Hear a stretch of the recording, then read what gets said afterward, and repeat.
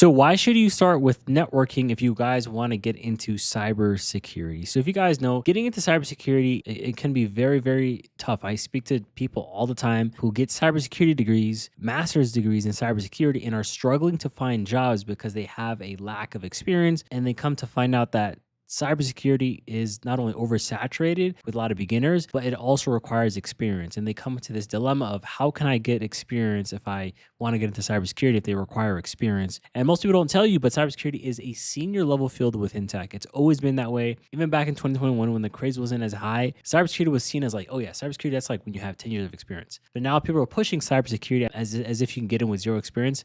Is it possible? Sure. Like I know people that have done it, but it is going to be hard. It is going to be difficult. And an easier gateway to get into cybersecurity is going to be networking. And the reason I say that is because networking is a foundational skill set within tech that everyone should know about. It's a skill set that it's always going to matter, right? These devices are always going to exist no matter what if you're going to do some sort of communication. And communication is the most vulnerable part about tech. Right? About even cybersecurity, right? Whenever there is a hacker, an intruder, or someone coming into your network, it's usually the means of communication. Like this is a firewall, this is a fiber cable, this is an RJ45 cable. Somehow hackers are coming into your network, right? And it's going to be through these channels, through networking, right? And for you to even prevent the hackers from coming in, you have to have a solid understanding of how they can get in. And the how is going to be through these devices. And this is where people mess up is they try to skip this part and go straight into the actual stopping the hackers as opposed to understanding how they are even able to get in. Because I get it. I know you guys want to be in the red team and actually be the one hacking or be in the blue team and the one stopping the hackers. But I get it. It's fun to do that. But I want you guys to realize that it's better to start off with a field like networking. And the first reason, like I said, is going to be that cybersecurity requires you to have a fundamental understanding of networking anyways. You have to understand about what a router is, what a switch is, what a firewall is, how IP addresses work, what is ARP, like what's ARP spoofing. For you to understand what ARP spoofing is or DHCP snooping, you would have to understand what DHCP is and how it works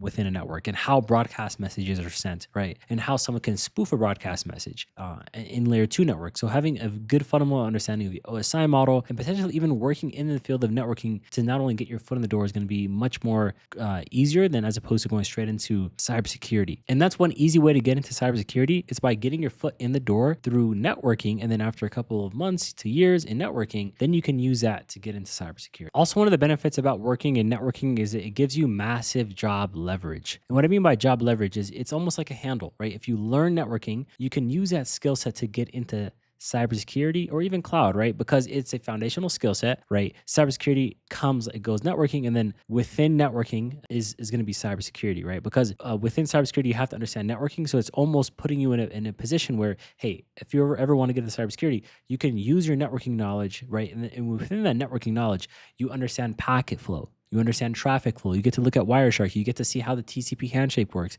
You understand how port numbers work. You understand how routing works. You understand how layer 2 networks work with the VLANs.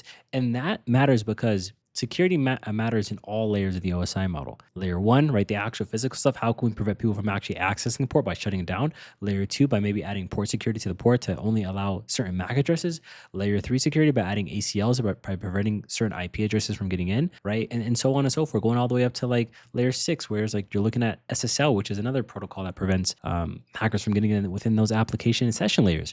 Those things matter because if you understand how a life of a packet works, if you understand how when someone types in google.com on a device, you're on your phone, you go ahead and type in google.com, being able to understand exactly what happens, right? Hop by hop, right? For example, you type in google.com, what's happening? How's that DNS connection being made, right? How's your IP even getting an IP address from the DHCP server? Okay, now how is it going to route the packets using BGP to get to that data center that Google is hosting google.com in, right? Those kind of things matter because that is the attack surface that cybersecurity professionals need to understand, because hackers can go in and actually attack those surfaces. And if you don't fully understand networking, you can come to, it's going to be hard for a cybersecurity director to hire you if you don't fully understand how that happened, right?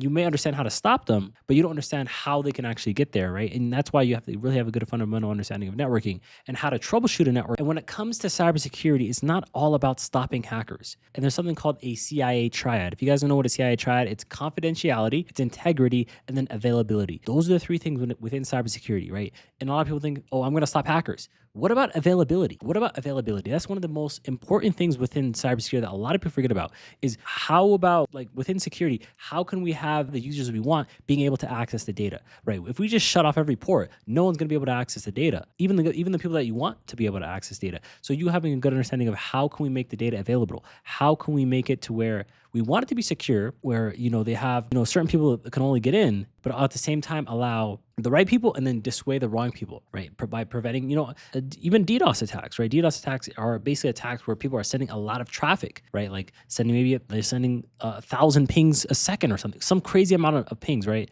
And doing that to sort of ruin, let's say, messing up their website or causing any issues with disruption, right? Doing that from multiple different devices.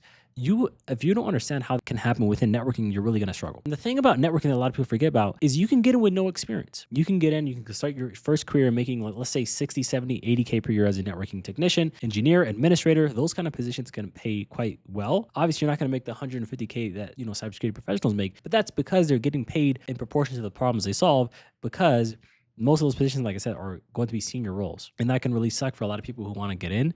That's why I always recommend start off as a network engineer, and I promise you, you're going to be in a better position than just trying to smash your head against a wall praying to get into a cybersecurity position, right? And if you were to get into cybersecurity, if you don't want to listen to everything I want to say, and you still want to get into cybersecurity, and you're like, I don't want to get into networking, then the only way is going to be SOC analyst. Right, a SOC analyst, which is basically where it's a 24/7 operations position where you're just looking for any alerts or stuff like that. That role, if you look, that is the most oversaturated position, right? Because there's a lot of beginners. And when it comes to the cybersecurity landscape, there's a lot of people who want to get into cybersecurity. And the reason they want to get into cybersecurity, obviously, because it sounds like a cool field and it's just the trend right now. For every 10 cybersecurity students, there's one network engineering student. So obviously everyone's rushing to those SOC positions.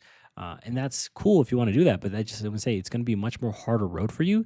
And if you're cool with a harder road, go ahead and do it. It just may take you years to get your foot in the door. And if you're okay with that, that's fine. But with networking, like I said, you can start your foot in the door, start your 70K per year, maybe work at a data center, actually touch physical cables, understand how actual IT works, how communication works, maybe working at a telecommunications company. If you do that after a certain number of years, maybe 1 year, then you can get your, Security Plus or whatever you want to get to, maybe get your CCNP security or even get into network security. A lot of people forget about that because cybersecurity is a very broad field, right? You are, like tech is broad, right? And then within cybersecurity, that's within tech, that's also broad. Within cybersecurity, we have so many different positions, from SOC positions to GRC analyst positions to security engineering to red team to blue team. There's a lot of different positions, right? Network security, cloud security. You have to understand which one you want to get into.